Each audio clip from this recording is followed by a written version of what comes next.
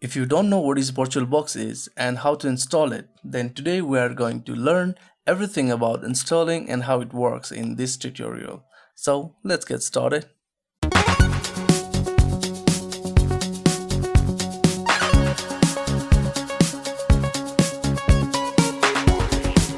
download the VirtualBox, go to the virtualbox.org. After that, click download and you will see this page. If you are using Windows operating system, then click to Windows host, and if you are in Mac, then click OS X. For this tutorial, we are going to use it on Windows operating system, so we're gonna click in Windows host. Click on save file. After downloading your file, we will run this file. Click next. We leave this as it is. Next, and check all the boxes if necessary. Click S to the network interface. Install.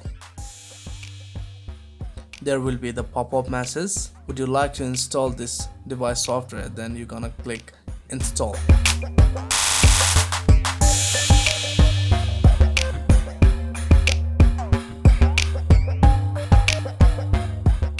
Now we have the home page of this software, or we call it a dashboard.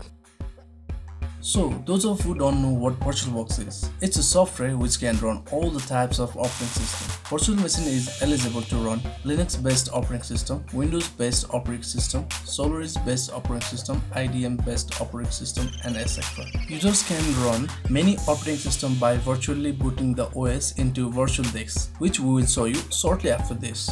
We can also install and run our custom-made operating system in the VirtualBox. The profit of using this software are we can see the interface of other operating systems. We can do experiment in the operating system without harming our real host system, and we can run both operating systems at the same time. So you could do things like deploy a website in Linux and test it from Windows on the same computer, and that you don't need to allocate a dedicated partition to Linux. So these are the benefits you can take advantages of VirtualBox. Now let's create virtual disk drive.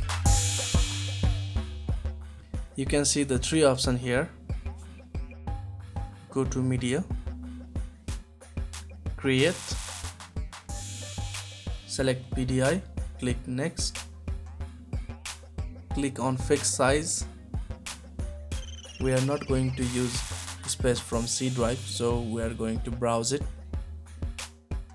I have enough space in E drive, so I'm going to create a folder name Oracle VM VirtualBox.